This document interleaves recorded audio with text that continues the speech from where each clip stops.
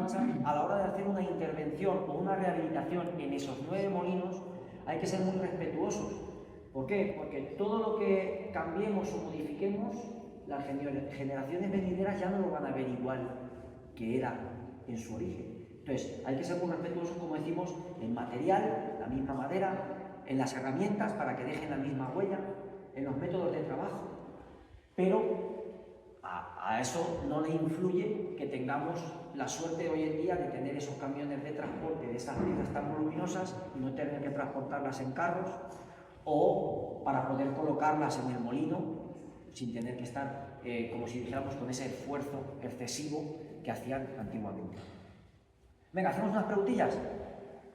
¿No? Pues seguimos, La maquinaria es de madera, es de fricción, Sí. se supone que tiene un desgaste.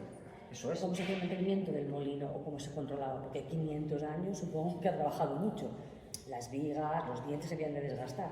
Eso Para es. sacar aquellas ruedas, aquella maquinaria o las piedras, supongo que también debe tener un desgaste, ¿no? Sobre todo la que gira. Sí, sí. Por ejemplo, en la madera, cada pieza del molino va a ejercer una función diferente. Entonces tiene una construcción de una madera diferente. Las zonas de más tracción o fricción, las que más resistencia tienen que tener, están realizadas de madera de encina, muy dura. Por ejemplo, todo lo que es estructural, la estructura que soporta la maquinaria, incluso la cubierta, es madera de pino, gran volumen, ligero de peso, rectitud y tal. Luego, por ejemplo, en las aspas o el palo de gobierno se utilizaba el álamo negro, negrillo, olmo. Antiguamente en todos los humedales de la península lo teníamos, pero desde hace 80 años, más o menos, 60-80 años, hubo una enfermedad, la grafiosis, que vino de Asia, en los árboles ornamentales, se propagó por toda Europa y secó el álamo negro. Pues esa madera es muy peculiar porque tiene una dureza bastante considerable, pero tiene muchísima elasticidad.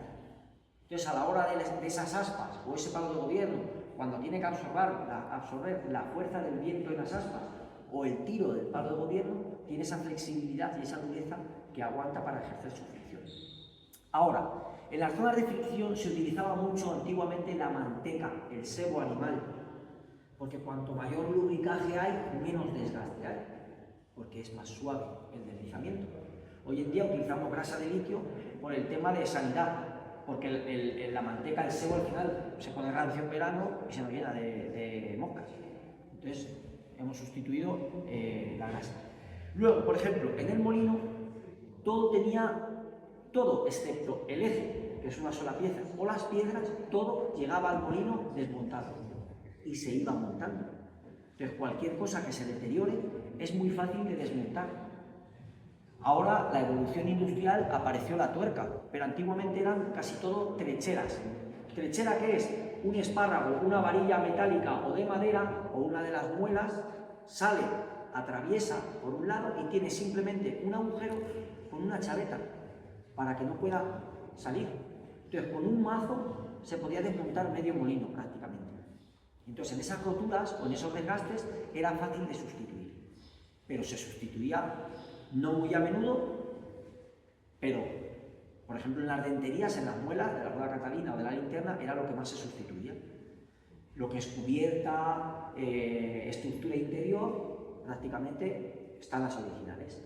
El eje, las aspas y el palo de gobierno sufrían mucho porque estaba con las inclemencias del tiempo. Entonces, en el momento en que no tenía la nutrición, por ejemplo, de aceites de linaza, que era un tratamiento ancestral y que se sigue utilizando, pues la madera se deterioraba.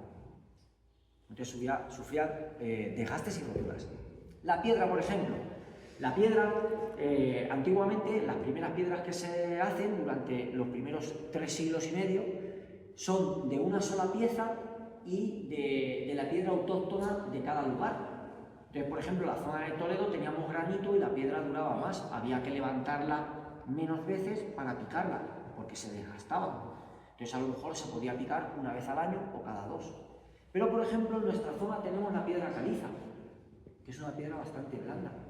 Entonces, esa piedra del trabajo había que levantarla de 3 a 4 veces anual para darle la vuelta y picar, la de arriba y la de abajo. También tenía un problema, y es que dejaba mucho residuo de sílice en la molienda. Así que a finales del siglo XIX, cuando aparece la electricidad y hay esas fábricas harineras, hay una demanda de piedras muy grande. Entonces, hay un francés que tiene la genial idea de decir, vamos a solucionar los 3 problemas que tiene la piedra. El de hacerla de una sola pieza, enorme, para el manejo de la piedra, que en la elaboración de la piedra se podía romper, y si se rompía ya en el rayado, pues imagínense todo el trabajo, no había valido de nada. Y luego el residuo que soltaba. Así que llega un francés y dice, ahora hay una demanda muy grande de piedras, lo que vamos a hacer es buscar la piedra más dura que exista, el pedernal. En vez de hacerla de una sola pieza, cogeremos pequeños trozos, los uniremos con argamasa y un sello metálico, unificamos la medida para el molino de viento, el molino de agua y el molino eléctrico actual y comercializamos en todo Europa. Entonces es posible que las piedras que vean en los molinos de viento, de agua, de eléctrico, fábrica harinera, sean unas piedras muy gruesas con un sello metálico. Se llaman piedras de La Ferté. Era la provincia de Francia de donde venían. Y el inventor puso eso. El constructor.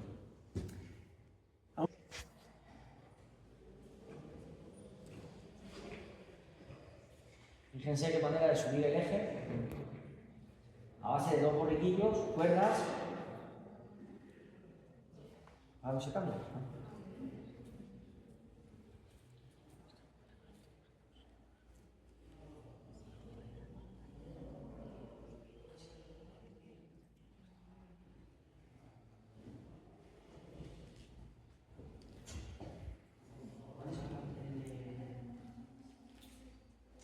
Pues más o menos de su oficio, ¿cómo es tu oficio?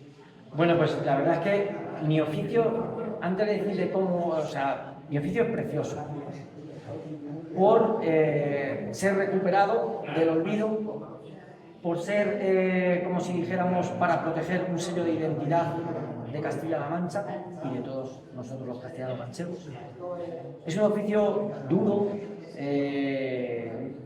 porque la carpintería molinera es como si dijéramos lo más primitivo, desde talar un árbol hasta construir una pieza de un ingenio que lleva 500 años entre nosotros. ¿Y cómo nos identifica esa construcción? ¿Cómo nos identifica? Pues yo diría, cuando me preguntan ¿qué es la mancha? La mancha es sudor y sufrimiento. Y el molino es algo así. Hay que acarrear el grano, hay que subir el grano, hay que estar colocando los vientos, orientando el molino, moliendo. Entonces, para un simple pan, que algo que hoy en día lo vemos tan sencillo, antiguamente requería un esfuerzo enorme. El esfuerzo que en La Mancha nos ha costado siempre para arrancar a la tierra cualquier fruto. Uy, pues yo creo que he perdido la cuenta, porque empecé trabajando en mi pueblo natal, Campo de Cristana, pero aquello enseguida se le dio alas y trabajo en toda la península, en las Islas Baleares, o sea, a nivel nacional, molinos de viento, de todo tipo. Claro, porque son construcciones que están en desuso o con otros usos diferentes, como los turísticos, con lo cual, bueno, pues se han quedado ahí, ¿no? A medias, sin Eso es. En el momento en que pierden, como si dijéramos, ese beneficio, económicamente ya no son rentables, pues claro, desaparecen prácticamente por completo. Gracias, por ejemplo, a personas como Gregorio Prieto en su época, que le da esa difusión al molino de viento y logran entre varias personas, por ejemplo, darles o sensibilizar al resto para que se conserven algunos de ellos.